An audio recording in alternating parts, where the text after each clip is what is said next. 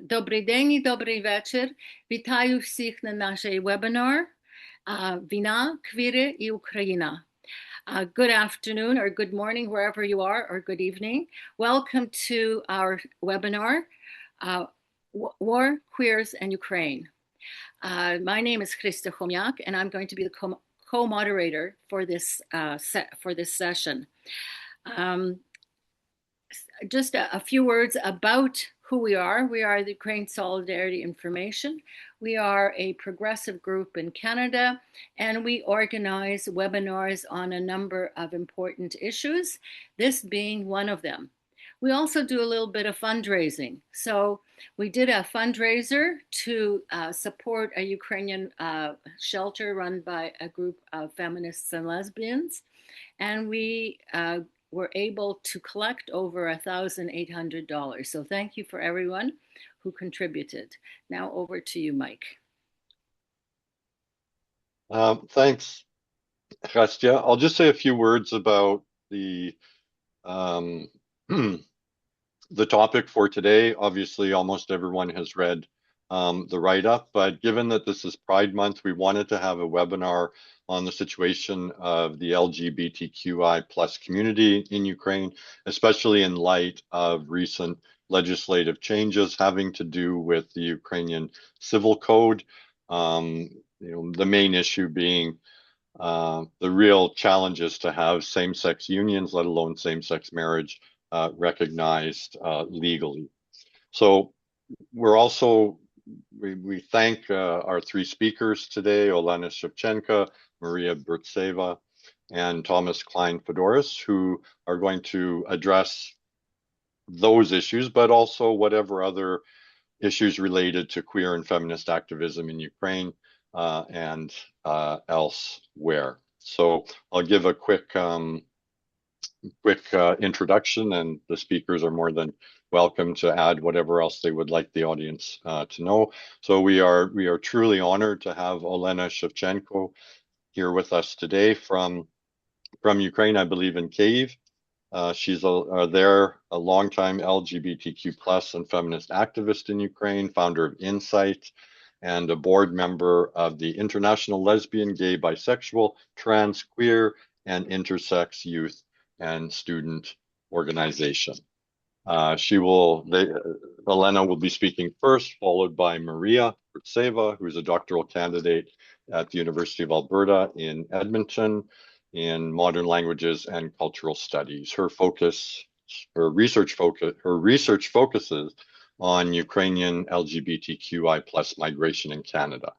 And last but not least, Thomas Cline-Fedorus will talk to us about his research on previous draft bill relating to legal recognition of same-sex partnerships in Ukraine. It was his master's thesis for the European, Russian, and Eurasian Studies program at Carleton University. I don't know, Christa, if you want to talk about some of the technical stuff. I can easily do that quickly, if you would prefer. No, go ahead. Okay. Go ahead. Yeah. It's all good. No problem. Which technical stuff you want to talk about? Yeah, just quickly to let everybody know how things will be organized. Our speakers will each talk for about 15 minutes. After the presentations, another member of Ukraine Solidarity Information, Mariia Burtseva, who was playing some music for us at the beginning, will lead off a kind of question-answer response discussion session. We'll open the chat at that point for people's questions or comments, but of course we encourage you to simply raise your hand using the Zoom function, and Christia and I will take people roughly in the order that they put their hands up. All right, I'll just end off with something that should be fine, but in our half dozen 8 webinars that we've done, we did have one incident of Zoom bombing. We removed the person very quickly. If this should unfortunately happen, please don't panic. we'll simply remove the person as quickly as possible. And with any luck, we'll be absolutely fine. So having said that, let's start off with Olena Shevchenko. Welcome, Vitaimo.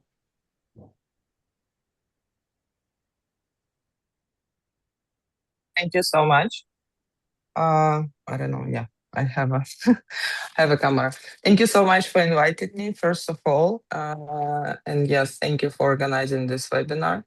For those who not quite aware about, yes, this Pride Month. So basically tomorrow we will have the Pride, which is the manifestation. Hopefully it will go smoothly in the center of Kiev, because, you know, this is quite challenging during recent 10 years to organize any of public events which are openly visible for LGBTQI people, and especially in the recent years during the war, it's also additional risk of security and safety, because we still don't know if there will be a missiles attack, if it will be a drones attack, you know. So yeah, that's those additional concerns, but also the growing of anti-gender movement, which is not unique Ukrainian issue, unfortunately. You all know that it's happening in the all parts of the world, and also pretty visible in EU countries recently. Why I'm talking about that? Because of course for Ukraine and for LGBTQI communities, it is very important that we are going through the process of Euro integration, despite of the war, despite of everything, all the challenges. So talking about the recent developments, you already said that something is happening on the legislative level. That's quite true. And unfortunately, we can't call it a progress, let's say, because that recent development, which I'm now talking about, that there is about the civil code, the new one, which was very rapidly adopted in the first reading. Why I'm saying about the first reading, because in Ukraine we have this procedure, so every law need to go through different procedures through readings in the committees, the specific ones, for instance, like freedom of speech, and then also legal departments, and then goes to the first reading, and after the first reading it should be a second one. Between first and second could be any amendments proposed to the law. So this first reading happened very fast. And despite all the concerns from the civil societies and also different organizations like practitioners, legals, laws, whatever, they still adopted it. But it is still waiting for the second reading because we were able to organize massive protest in all parts of our country, to be honest, in so many cities. And this is also a very good image, let's say, about the solidarity, how different groups of people, different civil society organizations, women's rights, ecology, then also those who are fighting with corruption, LGBTQI came together to protect the freedom of speech, freedom of assembly, also the against the family law, which is actually our main concern for both of, let's say, movements, for the women's rights movements and also for LGBTQI movements. So basically talking about the Ukraine now and LGBTQI people, I can say that yes, from one hand, Ukraine has made an important progress on LGBTQI rights over the past decade. And of course, that mostly about public visibility, legal advocacy, and of course, also about social acceptance.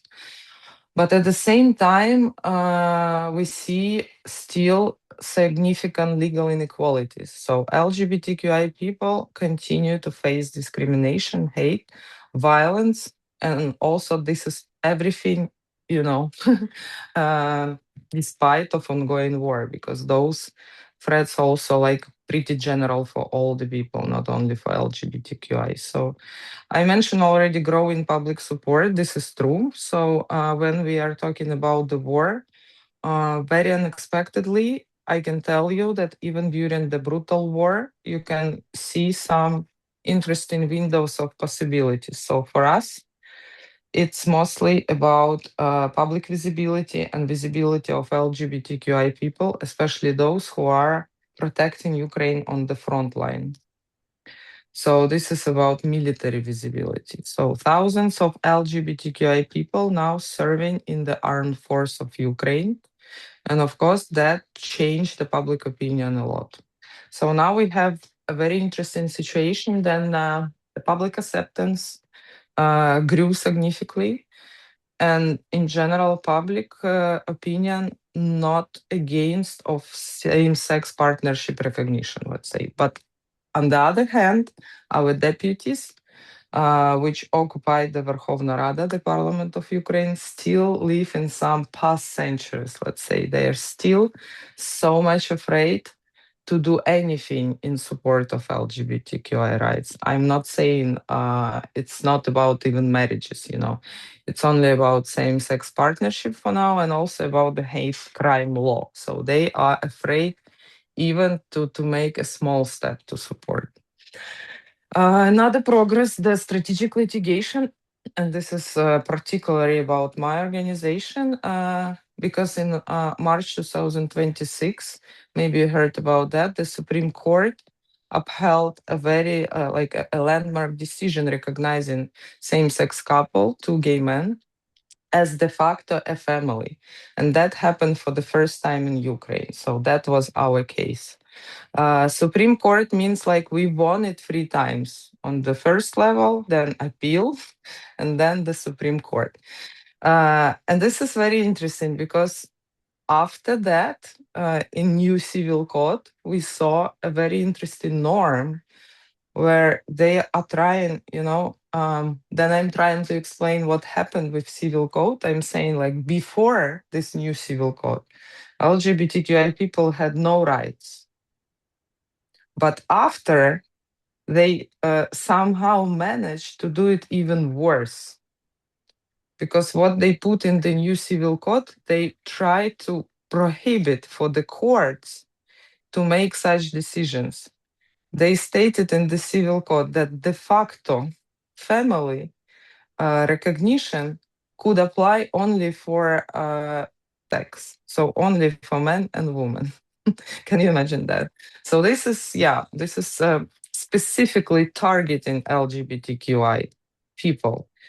In new civil code, they also are trying to work out somehow on trans rights, because in Ukraine for now, the gender recognition procedure is like, let's say, almost the best one in the Europe, because you don't need to go through any medical procedures. You go, of course, obtain the diagnosis, and then it could be only hormonal therapy, and you can change your legal documents. So in Ukraine, for now, we have many couples who were married before the legal recognition, and after they changed their legal name and documents, they still are married. So in new civil code, they put the norm that if the third side or person somehow knows about that, they can tell someone else to some legal departments, and that marriage should be unrecognized, you know. So this is like in a way, like I'm saying, they try to invent even those prohibition which never exist in the world before. So what is happening now? Yes. We managed through different public assemblies, which were growing from 1 week to another. They finally paid attention to us. And they even invited us to several meetings with these initiators of the civil code amendments, whatever. And honestly, they even asked us to do something with this public protest, because, you know, this is a very bad image of Ukraine. So now we are in the process of negotiations about the norms, amendments, and everything like that.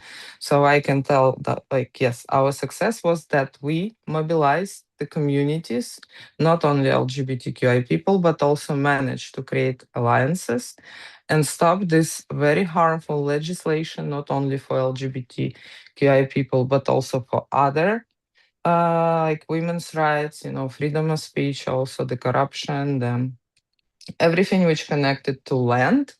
We managed to stop that. And I think this is a very big achievement. We will see how it will go. But for now, on our agenda, of course, the first step is same-sex partnerships, hate crime law.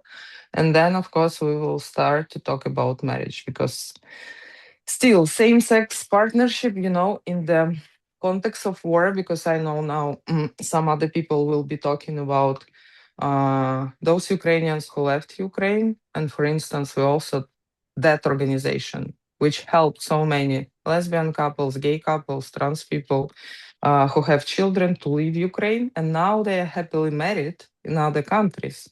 So what will happen? Then they will try to come back, and they want to come back home. They still will be nobody to each other, and especially it will be harmful for children, for children's rights. Those children who now knows they have two moms or two dads, and then they will come back to Ukraine, they will have nothing here. So yeah, I think this is the end of my intervention. Thank you so much. Thank you very much, Olena. Mariia?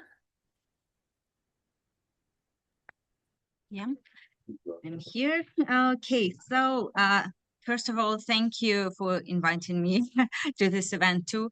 In this company, that's just incredible to be here.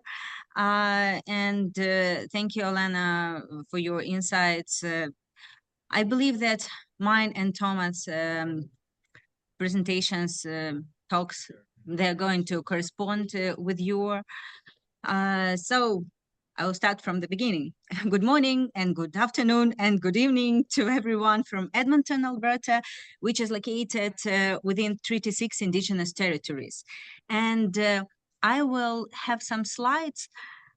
I'm not sure. We were talking at the beginning that maybe it would be a good idea to skip some of the slides and like going back and forward, but we'll see how it goes. Okay.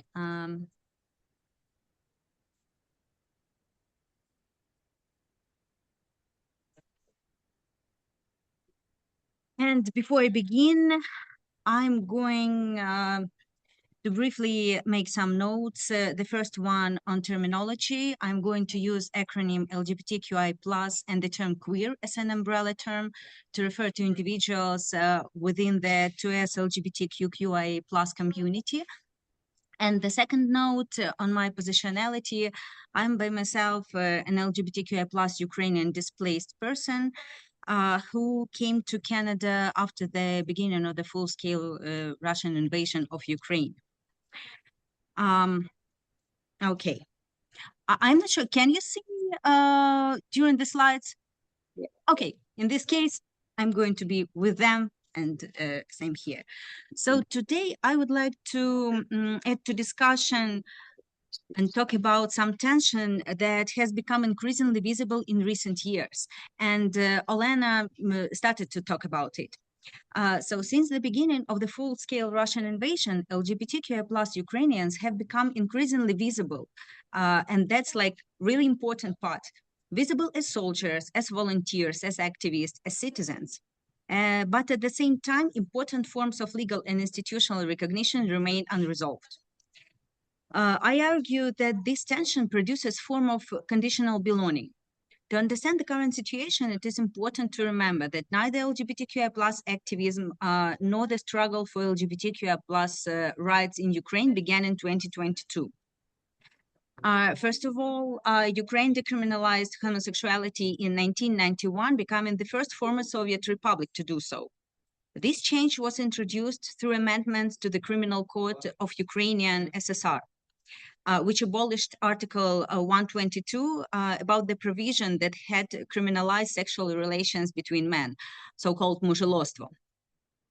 The amendment were adopted by Verkhovna Rada, Ukrainian parliament, in December 1991, and in early 1992, it came into force.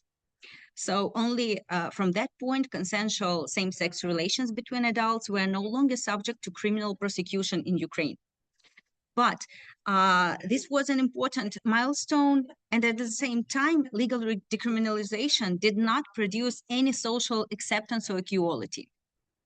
For many years, LGBTQI plus Ukrainians continued to face discrimination, homophobia, and no legal recognition, and still like that. As this time we're talking about the wartime period, it's important to tell about another turning point that came in 2014 with Russia's annexation of Crimea and the beginning of the war in Donbass. The events of 2014 reshaped discussions of citizenship, belonging, national identity, and Ukraine's future. LGBTQI plus Ukrainians participated in volunteers initiatives, humanitarian work, civil society activism, and military service during that period, while continuing to face significant barriers to legal recognition and institutional protection. And here I want also to emphasize that Olena Shevchenko was the person who initiated and opened, as I know, the first shelter for LGBTQI plus internally displaced persons from the first occupied territories in 2014, Crimea and Donbass. Also, from that period, after the 2014 and before the full-scale invasion, Viktor Pilipenko was, he's a Ukrainian combat veteran. He was one of the first openly gay service members in Ukraine. He publicly came out in 2018 and founded the organization Ukrainian LGBT Military for Equal Rights in 2018 too. So that was all before the full-scale invasion. So in this sense, many of the questions we are discussing today with the full-scale invasion. Rather, the invasion intensified and exposed contradictions that were already present. Many LGBTQI plus organizations after the beginning of the full-scale Russian invasion continued their work despite the enormous challenges of war. Organizations such as Inside, Kyiv Pride, Gay Alliance Ukraine, LGBT Military for Equal Rights, and many others that you can see in these slides, and that's only a small part of them. Some part of them, maybe not so small. So they provided humanitarian assistance, legal support, psychological services, evacuation assistance, and community programs. I remember that in the beginning of the full-scale Russian invasion, me and my ex-partner, we applied for financial support to Gender Z organization, and we received it as a same-sex couple with a kid. So yes, that was not a huge amount of money. We had around 2,000 hryvnias for the family of 3 of us, but that was a support, and that was a support from LGBTQI plus organization in Ukraine during the active phase of Russian full-scale invasion in Kyiv and Chernihiv region. So at that time, the first months. LGBTQI plus Ukrainians have also become increasingly visible, especially since the full-scale invasion within the military. And here you can see some of the openly gay, trans, asexual, and so on people within LGBTQI plus umbrella in Ukrainian armed forces.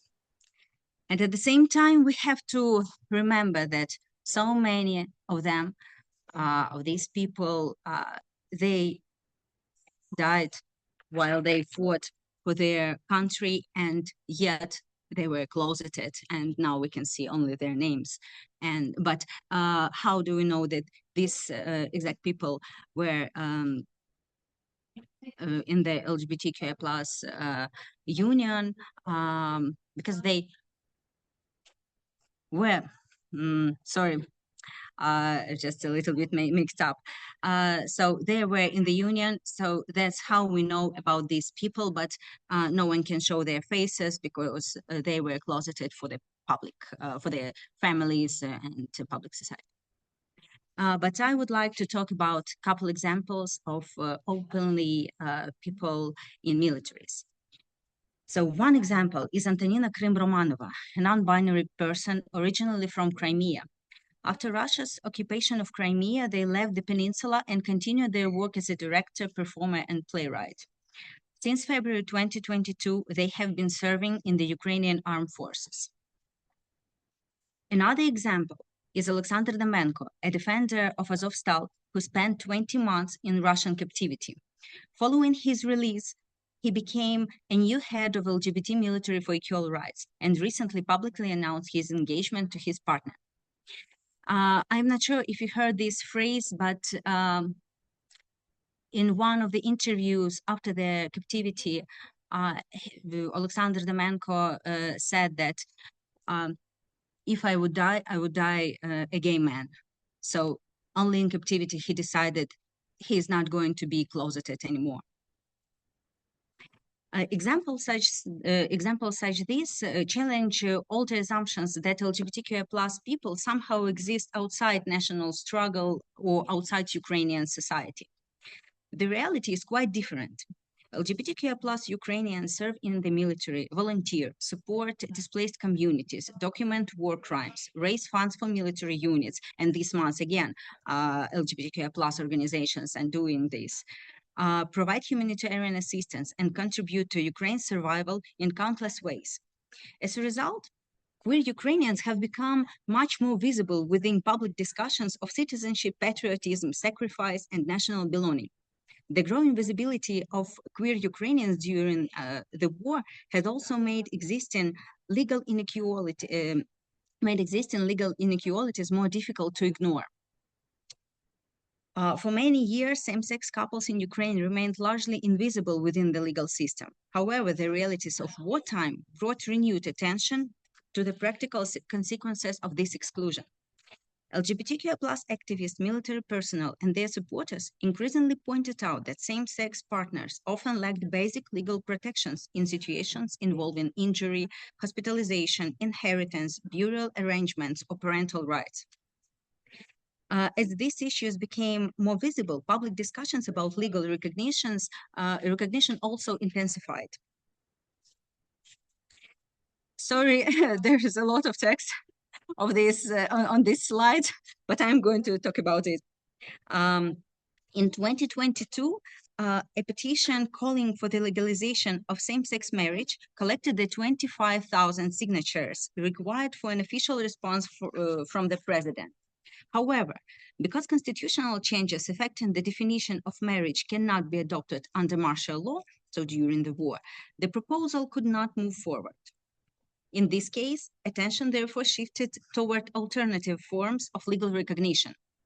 In 2023, Bill 9103 proposed the creation of registered civil partnerships for both same-sex and opposite-sex couples. So that's not only the prerogative of LGBTQI+ people. Attracted considerable public attention because it sought to address practical problems faced by couples during wartime. However, despite extensive discussion and public support, the bill did not advance following political changes in 2025. So that was a new government and new prime minister in Ukraine. Progress on initiatives stalled. In many ways, these developments illustrate the central tension I'm discussing today. LGBTQI+ Ukrainians became increasingly visible as soldiers, volunteers, activists, citizens, as everyone. Yet the legal recognition of their families and relationships remains still unresolved. This visibility is also reflected in changing public attitudes. According to the 2025 report of the Ukrainian Parliament Commissioner for Human Rights, 71.1% of respondents agreed that LGBTQI+ people should have the same rights as other citizens of Ukraine. However, again, visibility is not the same thing as equality. I describe this tension as a form of conditional belonging. LGBTQI+ Ukrainians may be increasingly visible and recognized as contributors to the nation, while remaining excluded from important legal and institutional structures related to family, partnership, and citizenship. And here we're back again. In early 2026, and Olena told about this, that was like really, that was shock even for me here being in Canada when I read all the news about this. So in early 2026, public attention shifted to discussions surrounding the proposed civil code and Bill 14394, as well as its clones. The proposed legislation raised significant concerns among human rights organizations, feminist groups, LGBTQI+ activists, and legal experts. Among the most controversial provisions were the absence of any recognition for same-sex couples, and Olena was right, it was like even made it worse. when you could think that it's not possible to make worse than it was before. The annulment of marriages involving trans individuals, as Olena mentioned, providing the use of vague concepts such as morality or good morals in Ukrainian, and allowing marriage from the age of 14 in cases of pregnancy and childbirth. This last chapter, that was, I guess, one of the hugest things that started this huge backlash from the society. So that was it. And after this backlash from society, the bill was quite quietly reworked into similar versions. And then in April and May 2026, Bill 15150 was unexpectedly and rapidly voted in its first reading. Although it contained some revisions, including the removal of the provision permitting marriage from the age of 14, it remained largely similar to previous bill in its overall approach. The bill generated strong criticism from civil society organizations and prompted protests, reflecting broader concerns about its implication for human rights, gender equality, and LGBTQI+ inclusion. Human rights organizations, feminist groups, legal experts, and LGBTQI+ activists have expressed serious concerns regarding these proposals. One of the central criticisms is that they continue to exclude of same-sex couples and fail to address long-standing inequalities affecting. As a result, public protests against Bill 15150 have taken place in multiple Ukrainian cities. These debates reveal both growing visibility and growing tensions. As LGBTQI+ communities have become more visible, questions of family, citizenship, gender, and sexuality have become more visible in public debates as well, and that is a good thing. This visibility has generated support, but also generated opposition. Many human rights organizations, feminist groups, queer activists argue that equality cannot simply be postponed until after the war, as so many opposers want to try to talk about, that it's not the time to do something during the war. Their position is that LGBTQI+ Ukrainians are already participating fully in Ukrainian society, and therefore they deserve equal legal protections right now. At the same time, conservative and far-right actors often argue that discussions of registered partnerships, family recognition, or queer rights are inappropriate during the wartime. As a result, LGBTQI+ rights have become part of broader debates about democracy and the future direction of Ukrainian society. The 2025 report that I mentioned before, report by the Commissioner of Human Rights, highlights this contradiction very clearly. On one hand, public attitudes are becoming more positive. On the other hand, LGBTQI+ people continue to experience discrimination, hate speech, harassment, and violence.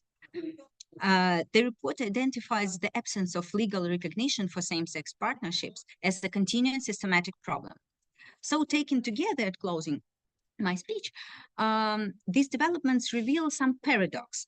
The war has increased visibility. The war has increased public recognition. The war strengthened the participation of LGBTQI+ Ukrainians in national life, but it has not resolved questions of legal equality. And perhaps the most important point, that the full-scale invasion did not create these contradictions. They were already there and visible after 2014. What the full-scale invasion did was expose them more clearly than ever before. The question today is no longer whether LGBTQI+ Ukrainians belong to Ukraine. Their participation in military service, volunteer work, humanitarian initiatives, and civil activism has already answered that question.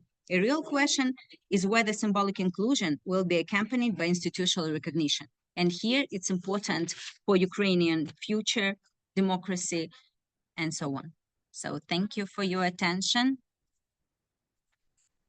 And I will stop my sharing. Yeah.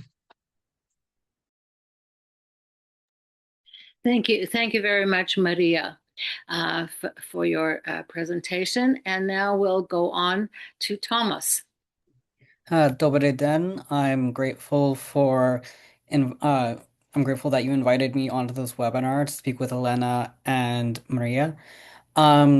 So I'm going to come from more political science perspective regarding the introduction to Draft Bill 9103, which I'm going to try and not be as repetitive. So I'm going to cut my talk down a little bit. So Draft Bill 9103 was the bill in the Verkhovna Rada to legalize same-sex partnerships. However, it clarifies that registered partnerships are not the same as marriage because the definition of marriage in the Constitution cannot be changed under martial law. Article 1 stated that registered partnerships are a voluntary family union between two consenting adults. It also established property rights, social protections, and established the framework for the termination of a registered partnership. In the European Commission's 2023 report and meetings between the Council of Europe and the Verkhovna Rada members, it established that the legalization of same-sex civil partnerships is a significant issue regarding the accession to the EU. While the Council of Europe and the EU are not the same body, they also share similar norms and values and collaborate a lot, especially regarding queer rights. So regarding the data taken from my thesis, it was collected 2 years ago, so it's might not be the same perception now. So I did collect 301 pieces of media. This was collected through basically just Google searches, Twitter, Facebook, government reports, quotations from politicians and newspaper articles. However, that gets a little sketchy because it's publicly facing politicians speaking on the bill and not private conversations. Due to it being a master's thesis, there was no way I could get permission to go to Ukraine to do interviews or anything. So doing an internet investigation was seen as the best possible way to conduct the data collection. The data frequency is similar to the data collected by the Kyiv Institute of Sociology on the topic of Ukrainian citizens who support or do not support same-sex marriage. So the frequencies was 79, so 26.2%. Neutral was 40, which was 13.3%, and in favor was 102, so 60.5%. The hypotheses that I tested, there was 8 of them, and my supervisor is still questioning my sanity. But so the first one that I wanted to start with was since a lot of my bachelor's degree focused on Europeanization in general, was Ukrainians want to legalize same-sex civil partnerships to join the European Union, which is in line with the logic of consequences model of Europeanization, which I will discuss further later. Ukrainians want to legalize same-sex partnerships because they want to be the opposite of Russia, which has also further cracked down on the Russian LGBTQ plus community since February 24th, 2022. Ukrainians want to legalize same-sex partnerships because they want to support soldiers in same-sex relationships who are dying fighting against Russia, and they do not have the legal recognition of family. Ukrainians want to legalize same-sex partnerships because they connect the Russian 2022 invasion with Soviet rule and Stalinist law. which was more that hypothesis mainly came from my friend's thesis, which studied Soviet memory. I will discuss that further. Ukrainians want to legalize same-sexual partnerships because they disagree with the Orthodox Church of Ukraine's homophobic teachings due to their connection with Russia and homophobia. Ukrainians do not support the right-wing national and populist movement as much as after Euromaidan because of the connection between homophobia and Russia. Ukrainians want to legalize same-sexual partnerships because there is a general opinion in favor, which is in line with the cultural diffusion model of Europeanization or the logic of appropriateness, which will be discussed now. The logic of appropriateness model of Europeanization can occur with or without a reward or consequence because it is based on what society finds appropriate. The logic of appropriateness is connected to the progression of human rights in society argument, as it is what Ukrainians think is appropriate regardless of the reward or consequences of legalizing same-sexual partnerships. The logic of consequences model of Europeanization occurs when there is a reward or consequence, thus not legalizing same-sexual partnerships, not joining the European Union, or legalizing same-sexual partnerships and being able to join the European Union. The argument was coded when the argument regarding the progression of human rights in society argument was coded when there was an argument to progress society and human rights, regardless of an argument attached to it. Due to the ambiguity of the progression of human rights in society data, it was a mix of the logic of consequences and the logic of appropriateness models of Europeanization. The most significant argument coded for Ukrainian was Ukrainian LGBTQ plus soldiers dying fighting against Russia. Were the most specific argument. This is because their partners are not legally able to claim their bodies if they die fighting against Russia, as they are not legally recognized as family. The data that I collected suggests that the change in opinion among Ukrainians in favor of legalization of same-sexual partnerships is mainly an independent decision rather than an external force.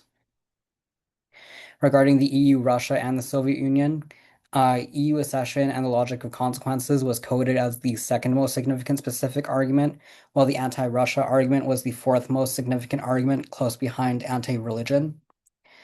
However, the pro-EU argument was the more significant argument when it came to Ukrainian politicians rather than Ukrainian citizens. No data suggests that any Ukrainians argue in favor of Russia's homophobia, and it suggests a complete rejection of Russian norms and values. The anti-Russia argument was coded equally among Ukrainian citizens and politicians. The data also suggests a disconnect between Russia and the Soviet Union. However, there was a slight evidence of Soviet memory in both the in favor and against camps. Regarding Ukrainian right-wing nationalism and populism, note that right-wing nationalism and populism does not refer to Nazism like Russian propaganda and disinformation about Ukraine. It refers to right-wing political ideology, such as homophobia, is argued in favor because it is best for the population and/or nation.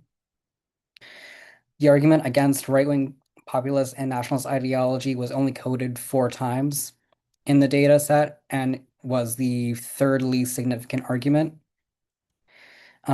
Regarding the arguments against legalization of same-sexual partnerships, right-wing nationalist and populist ideology was the most significant specific argument against the legalization of same-sexual partnerships.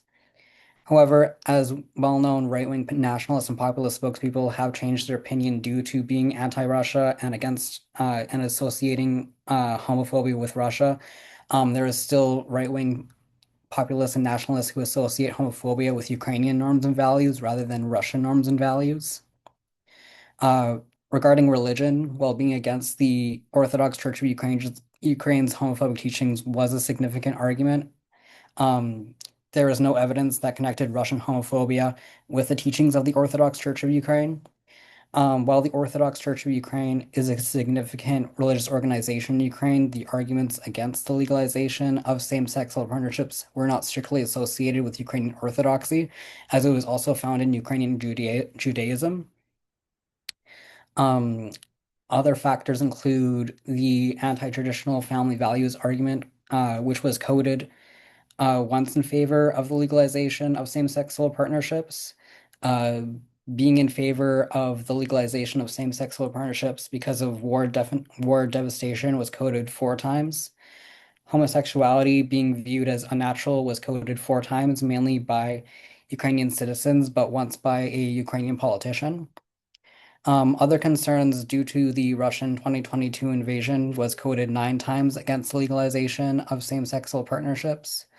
Homosexuality being linked to criminal acts was coded 3 times by Ukrainian citizens. Being against legalizing same-sex partnerships to join the European Union because they didn't want to legalize same-sex partnerships to join the European Union was coded 3 times, twice by a Ukrainian citizen and once by the Orthodox Church of Ukraine. The legalization of same-sex partnerships being deemed as undemocratic was coded once by a Ukrainian citizen, and HIV/AIDS or Soviet psychiatric abuse was only coded once in the dataset. And regarding the latest updates, draft bill 9103, it's no longer a draft bill, and it hasn't been passed, and it's no longer in the Verkhovna Rada. In March 2026, as talked about by Olena, the Ukrainian Supreme Court recognized two Ukrainian men as de facto family after upholding a lower court decision. In April 2026, the Verkhovna Rada introduced a new civil code. The new civil code included an ambiguous concept of good morals regarding private relations and defines marriage as strictly between a man and a woman.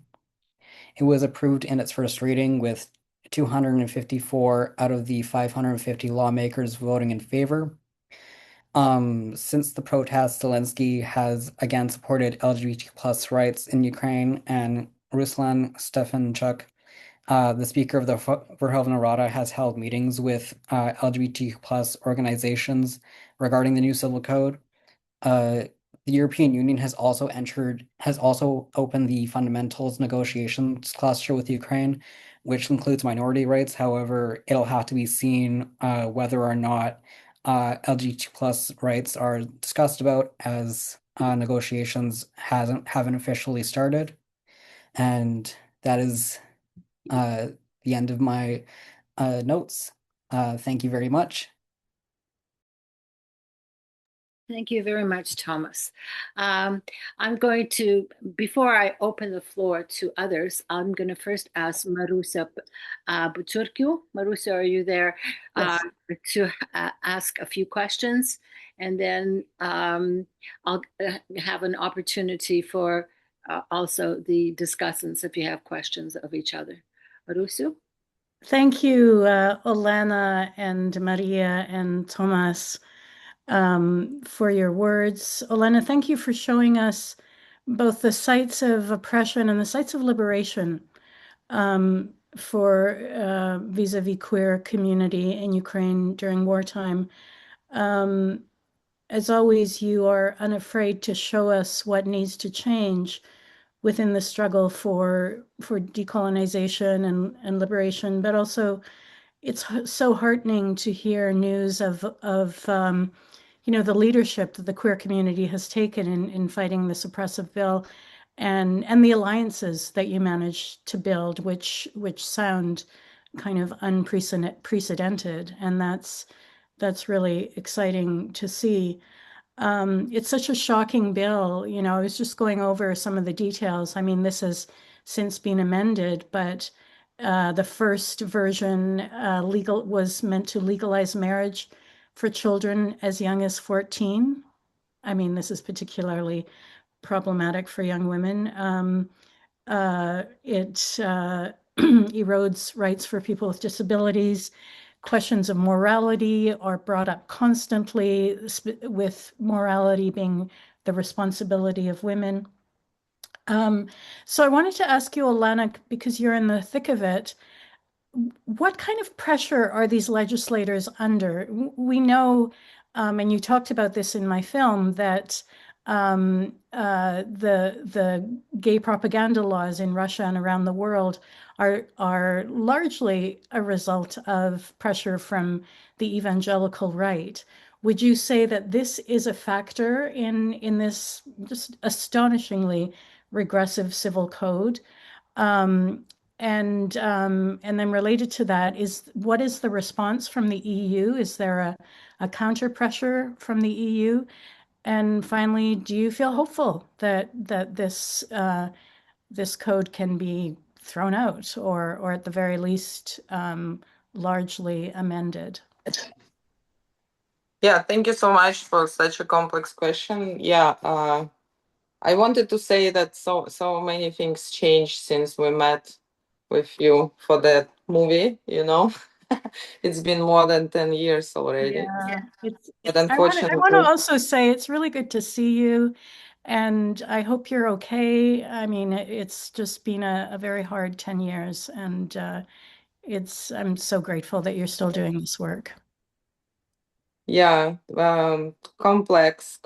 So yeah, I would love to tell you that something changed significantly, but that's not true. And honestly, with that civil code, this is a very good example because, like, you know, it was not just one meeting with those who wrote this civil code.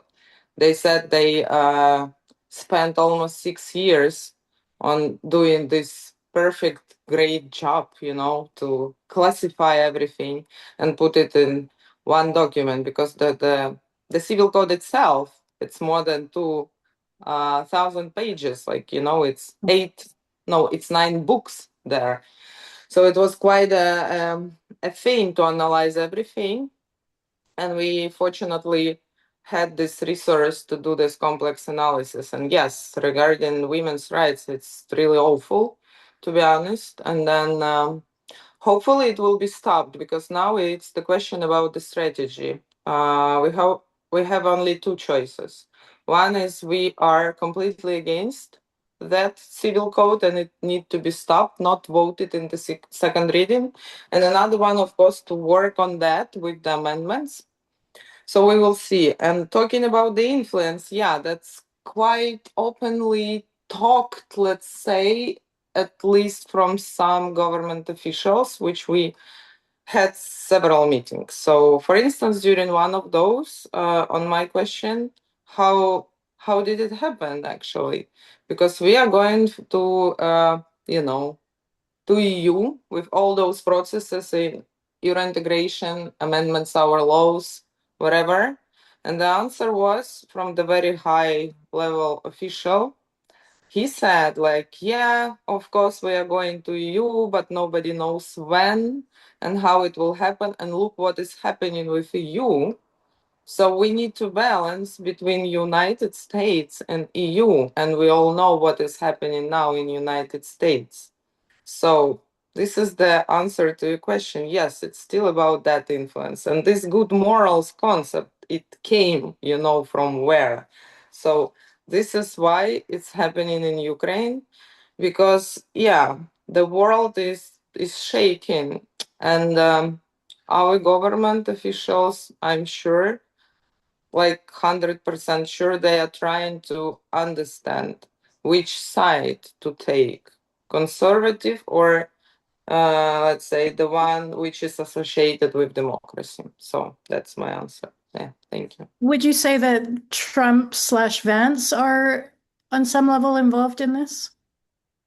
Well, for sure, like not only those two, let's say this is complex because from the very beginning, like Ukrainian delegation was involved in this, you know, different events about prayer, breakfast, whatever, which is quite associated with evangelical churches and Protestant churches, etc.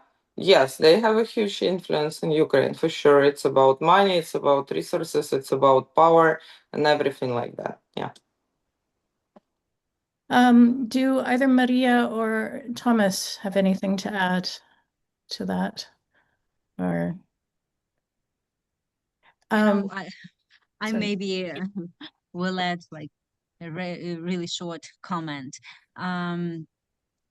I believe that European Union had some reaction because LGBTQ plus and women's organizations, they sent some kind of open letter to the EU representatives about the new civil code and threats of this code for the Society for Women's Rights and Queer Rights. And I believe that they responded something like, that is not okay, and we are disturbed by that. That is not like the way that we suspect that Ukraine is going to move forward. But I believe that was all. And I didn't hear any, maybe I missed something. Maybe Olena or Thomas or anyone else knows more about this.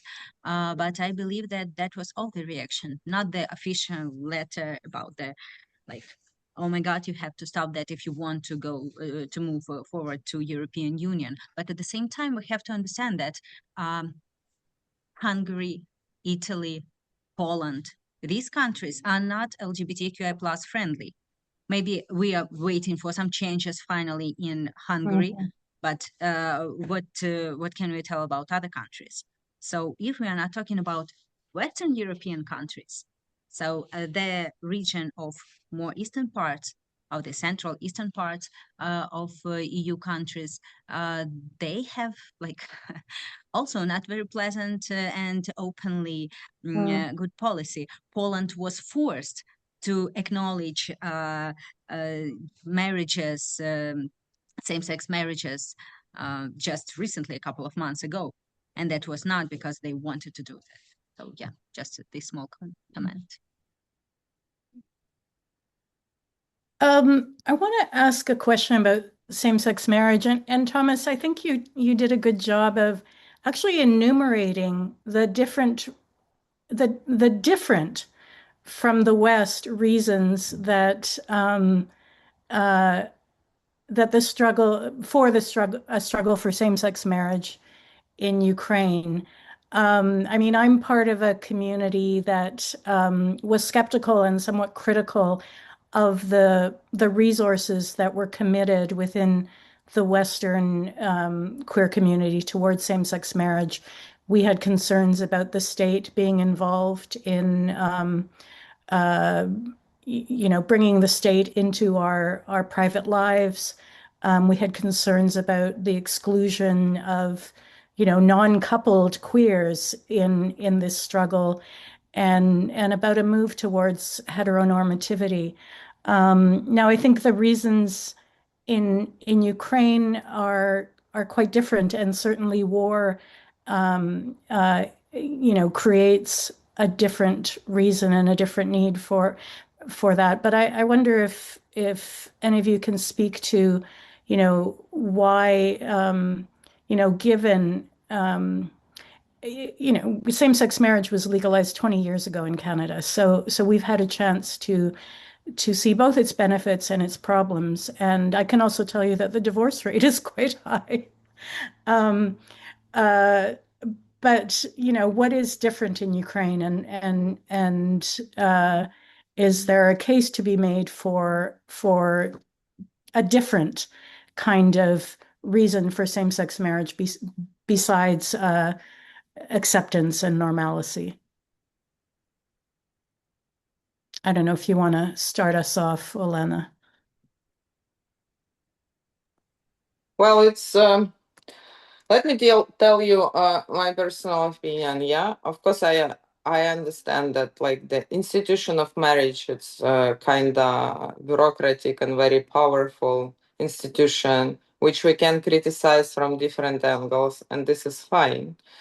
But the thing is, in the end of the day, let's be honest, like this is about practicalities, this is about safety, and this is about justice for everyone. So if you don't want to marry or you want to divorce, it should be the right to do that. But it's also about this, yes, basic justice, like the equality on the level when the person could be protected, the person could know that if something will happen with this, the partner, or I don't know, not even the partner, even with our property, you know, I will be somehow protected, or my partner will be protected. So this is not about the ceremony, to have it in church, wherever. This is about basic rights and life, and also the protection, especially in the times of war. So I would tell you, yes, like during the war, you can see so many other things which are matter than somebody, like, we have many cases. And one of them, for instance, the one person lost the partner on the front line, and he don't have even the access to the body to bury the body of his partner. And this is should be stopped, you know. It should be stopped right now. And I think Ukraine is doing very bad on that, because we had so many chances, I mean, our government to introduce this partnership, let's say, at least few years ago. Now it's almost 5 years of the war. And those people who lost their loved ones, they will never get any justice. Can you imagine that? Mm-hmm. Okay. So, Medusa, did you have another question, or I'll No, why don't you pose your question? Okay, I was going to ask the Thomas or Mariia or Olena if you had questions of each other, and then I have a question. No, okay. So my question is to Olena, and Olena, I want to start by thanking you for all your activism. It is inspiring, and it's just wonderful to see the level of activity and honesty and dedication that you bring to your work. So thank you very much.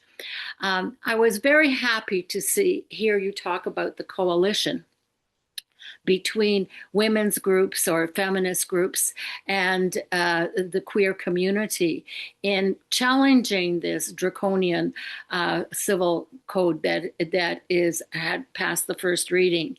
And I think that it's really something that is extremely important is to keep those alliances. I'm an old feminist, and in the late 60s and early 70s, one of the problems that occurred here in Canada and in the United States was the break between the lesbian communities, which were really the backbone in many ways of the feminist movement in both our countries, and what I call mainstream feminist. And that break between the two, because of what are the main issues to address, and I'd say mainstream feminists looking at not including queer rights within their platforms, caused the break, and it really broke up community.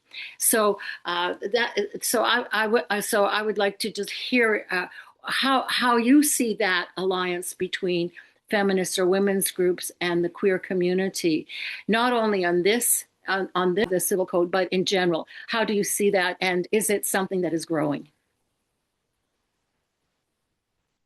I mean, this is, yeah, that's complicated, let's say. I can't tell you that in Ukraine it's completely different, to be honest. Yeah, this is the thing. I mean, myself being a lesbian and being a feminist and also the co-founder of the Women's March in Ukraine, I'm still going through difficulties, difficult times than some, let's say, women's organizations or women's rights activists, feminists from the huge experience, let's say, during the past decades, they just ignoring us or me because I'm a lesbian. And then I got the Time Award of the Women of the Year.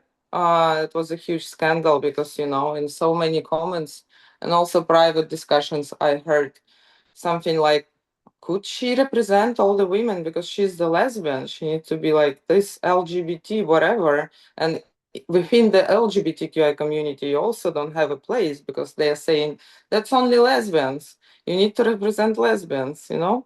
So basically, there is no place where to go.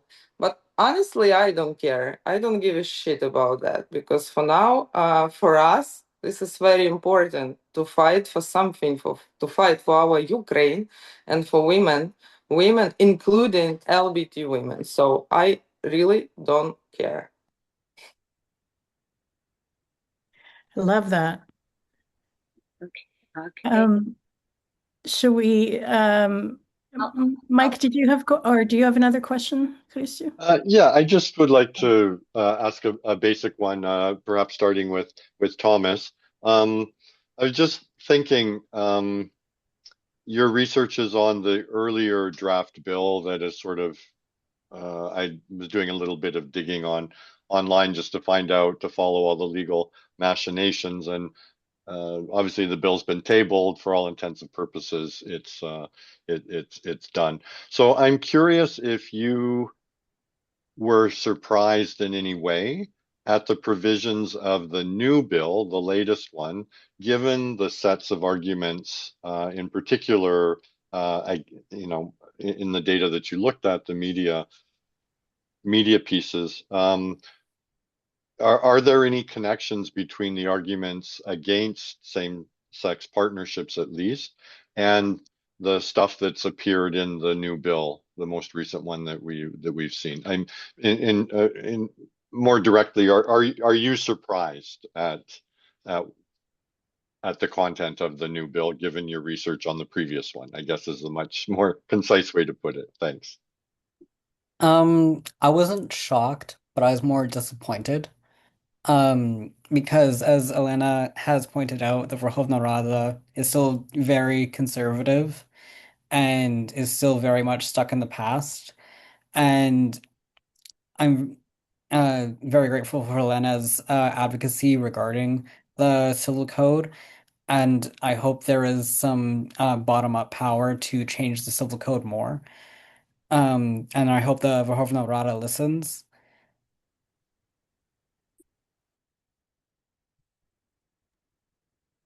Okay, thanks, Thomas.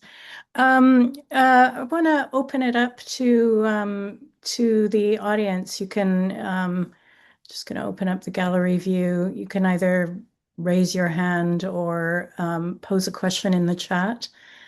Does anyone who is here with us have a question?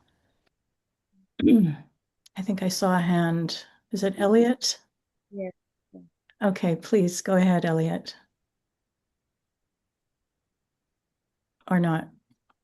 Did someone have their hand up? I did. Oh, okay. Yeah, I think Hi. if we could Petra start, and I then think Mary. Okay. yeah, I think Mary had her hand up first, and then Oh, Petra. okay. Oh, So okay, Mary, sorry. Mary, and then Petra. Hi, Mary. Nice to see you. Nice to see you. Добрий день, добрий вечір всім. Thank you all for organizing this and for speaking. It's really important. And my question, first of all, I just want to say I'm in Philadelphia. I've been doing organizing in the Ukrainian community for many years, as well as in the more general progressive women's and LGBT community. And I've been following what people, especially Olena, have been doing for years, which I am so inspired by. My question is for you, Olena. I know you're very involved in international forums, the Euro lesbian thing that just happened and other organizations and conferences, and which I think is extremely important. My question is, what kind of reception do you find in these forums for the issue of Ukraine? And is there a problem? Are there issues? I know at the beginning of the war, especially here in the U.S., there's been controversy in some progressive circles about whether they should support Ukraine, et cetera, et cetera. So I just was wondering what the current status of all that is, as far as you can see. Yeah, I honestly I agree. There were different things happening during those years. At some point, it was very important to discuss and also to explain people, especially in some feminist circles, why, for instance, Ukraine need to get the arm to protect itself. Because what I actually talked about with them. I talked about the theoretical basis because, yes, in theory, all of us, we would prefer to have the world without nuclear weapon, without weapon at all. and that would be our goal, like some time. But nowadays, when you need to survive, then you need to protect your family, yourself, I don't know, your relatives, your land, everybody. You need to have arm, because this is not working on the theoretical level. You can write so many researches about that, but in the end of the day, you need just to take this weapon to your hands and go and protect yourself because of the invasion. Yes, somebody need to stay in Ukraine, somebody need to fight, somebody need to protect someone else who, for instance, left or living in other countries. Because if not, at some point there will be no country without war in this world. So this is the thing. Talking about other things also, yes, it's quite challenging to tell people all the time. Then they are coming to you and saying, oh, you came from Ukraine, from Kiev, there is war there, how it's possible? And something like, for instance, oh, we saw so many pictures, people are drinking coffee there on the streets. So this is not the real war. And this is the challenging thing, because war looks like that. In 1 second, you can drink coffee. Another second, the missile will come to your place, and there will be nobody who will survive. So yes, and this is why I think that it is our task as well to go to those forums and to be those people who will tell people the story, who will explain them what is actually happening. Because yes, and the level of attention to Ukrainian war, it's kind of always a competition. Another war, another crisis, and what I'm saying that there should be no competition between the suffering of people in different parts of the world. So this is the thing. Thank you. Petra. Yeah, thank you. I'm calling in from Edmonton, Alberta. Thank you to all three speakers. I learned a lot. Although the queer issue is very important to me as a mom of queer children, what is happening in Ukraine, while also very important, is, and I wasn't as well informed. So thank you. That was a very good overview, but also a disappointing overview. I had hoped to hear a better situation. So my question is, for those of us in countries like Canada, even in a province like Alberta, where trans rights are under attack, what can we do? Question for Olena, but also the other speakers. What can we do to support your cause? And it's a simple question, but probably also a complicated one. Thank you. I will tell you, just keep fighting, because you know you are fighting for not only for your country, for your city, for your kids. You are fighting also a global fight, which is everywhere now. And everything could be helpful, to be honest. Visibility, talking to people, talking to your neighbors even. Because, you know, all the time what I'm noticing, that people become very angry and involved in those anti-democracy movements, because they never had a chance to talk to someone with this warm talk, to raise their concerns and not to be judged. So this is my thing, which we all need to do, not to judge, but also to give people to place their angriness and non-understanding and address that. Thank you. Mariia, Thomas, did you want to add to that? No, I guess that we just, I don't know, every person has to do any advocacy on any conversations, events, and so on. We have to bring the questions, and I'm talking right now not only about the Ukraine, but also about the Alberta and Saskatchewan and anti-trans movement and legislation that we have here. And in Alberta, that's Bill 25, if I clearly remember, against the pride flags and any flags and exception. Acceptance at schools and so on, and that's a huge problem, because personally for me and for my family, that's a little bit of shock and unexpected things, because, you know, arriving from Ukraine and haven't got recognition of my family there, appearing here in Alberta. And again, it's like feeling that the fight is everywhere in so many regions and here too. So yeah, it's still continuing, and we have to just bring up these uncomfortable issues wherever we can. So yeah.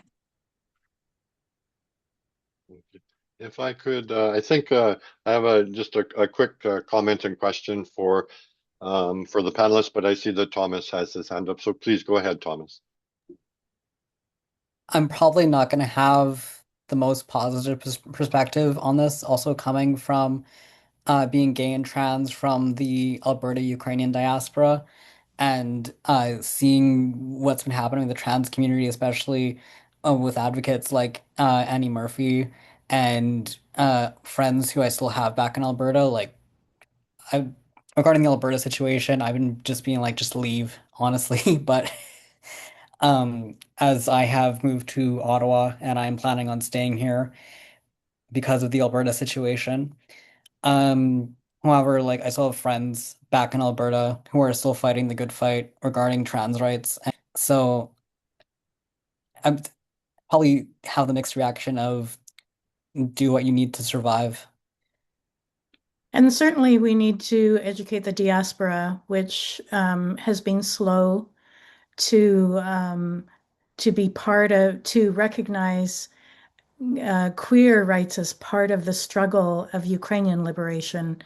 I think that's changing, and I think thanks to newcomers like Mariia and others who have become part of this community, but I still see so much absence of queer visibility at events organized by the diaspora. We have a Toronto Ukrainian Film Festival here, and there really has yet to be a film about queer issues in the festival. I think there was a short film by a queer person, a 5-minute film this year, but this progress is far too slow. Sorry, Mike, over to you. No problem. Thanks, Thomas and Mariia, for those comments. As a queer Ukrainian Canadian with always a very challenging relationship to my Ukrainian identity, for all of those reasons that both of you have mentioned. I just want to make a quick comment, and then I want to get to Elizabeth's question, in not to change gears too much, but what I really like about the last few minutes of conversation, and this is a huge theoretical and practical issue that some people have already made some good insights on, but there's always, I teach sexuality, and there's always the sense and criticism that the Western model, wherever we've ended up in Canada, the steps that we've taken, obviously other European, particularly, had a certain notion of success. But what I'm taking away from here is just a really good example that the transnational organizing, transnational connections is always back and forth and in between, and it's a network that takes all of the nodes as absolutely legitimate. So I know this was an issue in feminist, Western feminists in globalization, that, oh, we're the ones who know how to do things, and ignoring that women in the global South have been organizing even longer than women in the global North, and all those kinds of issues. So I just appreciate all those. I think we've had some really good examples of how it's a cross-pollination, and that we have things to learn from Ukraine and Ukrainian activists here in Canada, despite where we are at, Alberta notwithstanding. But Elizabeth's question, I'm wondering if any of the panelists might be able to respond to it. She asks about the formation of a military union for veterans in the ZSU, in the Ukrainian army. I'm not, is there any sense that initiative will have space for Ukrainian LGBTQI veterans, I guess, is the best way I can summarize that. Thanks. Well, I don't know if the question is about the organization we have in Ukraine.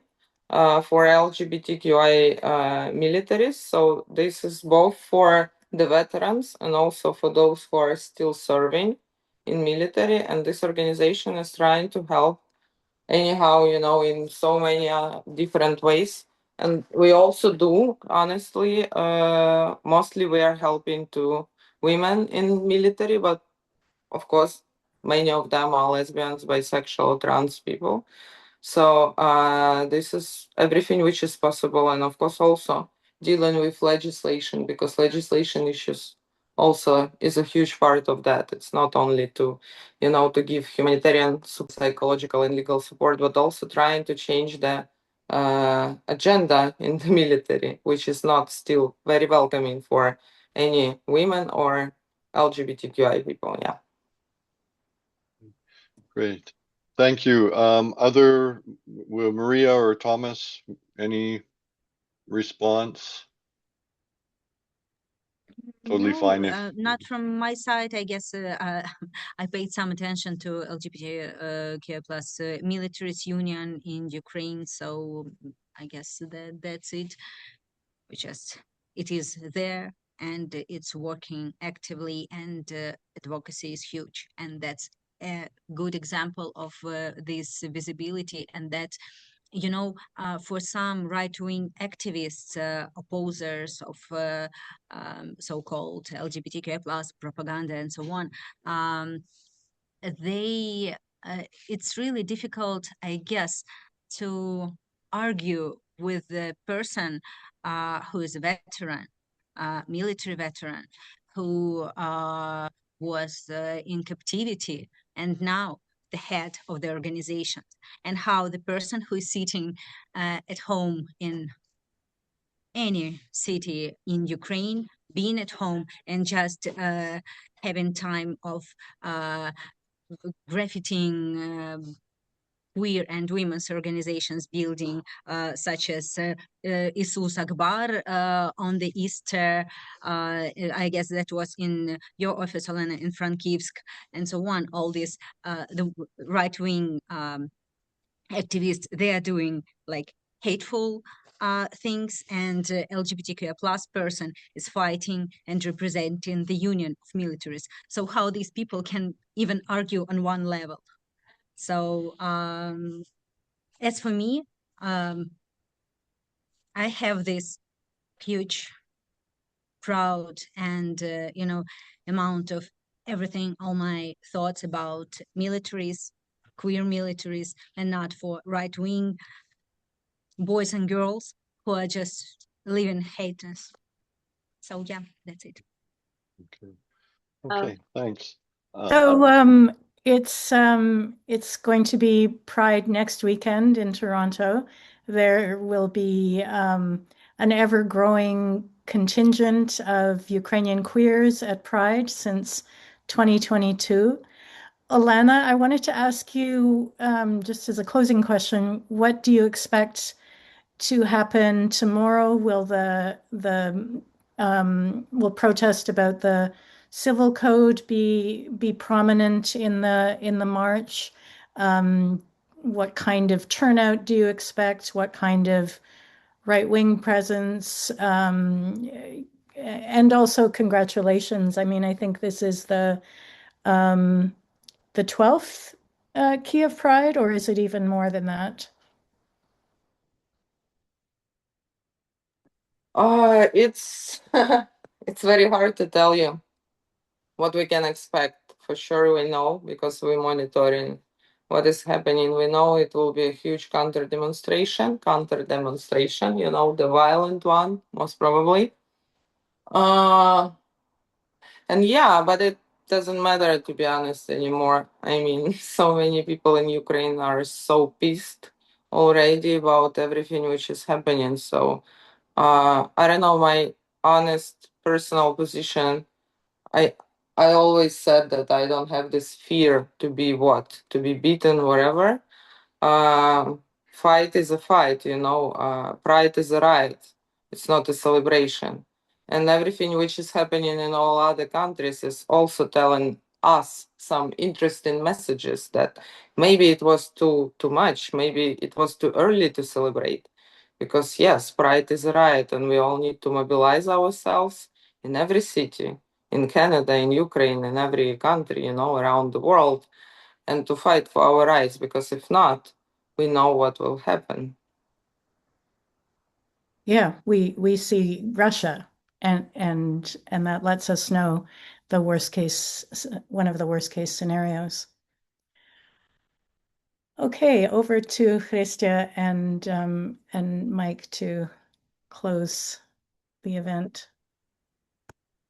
Yes, I'll just say a few words, and Mike, if you wanted to just close up after.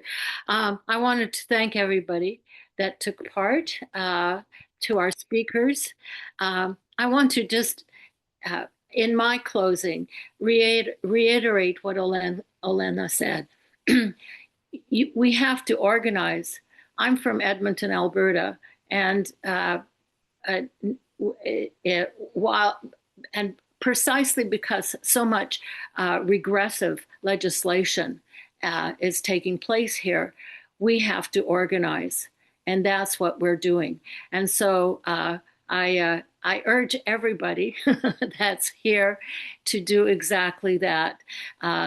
Do everything that you can to organize and to fight against the reactions against gay rights, against human rights in general. So get out there and do that. And then also to here, we also celebrate Pride. So for all those that are taking part in activities for Pride, I wish you good luck, and also to have, hopefully after that, to have a celebration. Mike? Yes, thank you very much, Hristia. Szczere podziaka to all of our speakers, Thomas, Olena, Mariia. We're very grateful and thankful for spending this time with us today on a Saturday. And of course, thank you so much to everybody who's also taken time out of their day today to be with us. So I'll wrap up simply by saying stay tuned for our next webinar, likely in 6 weeks or so. We've got a bunch of interesting ideas.